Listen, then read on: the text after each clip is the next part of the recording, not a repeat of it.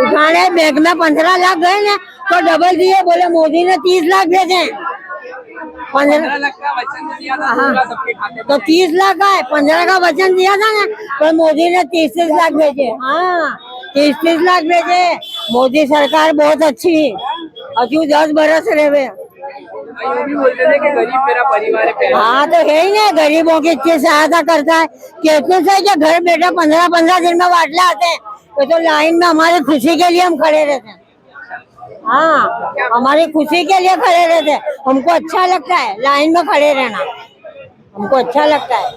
नोटबंदी में भी बहुत अच्छा, नोटबंदी में भी घर बैठे छूटे करवा के मोदी भेज देता था कि लाइन में मत आओ, मैं गरीब भेजता हूँ तुम्हारे। हाँ, इसके लिए कहते हैं कि हजू 10 बरस मोदी रहे। जो कमल की डंडियां पकड़ने गए ना, उनको एहसास हो गए कि कमल की डंडी कितनी महंगी पड़ी। हाँ, सही बात है ना।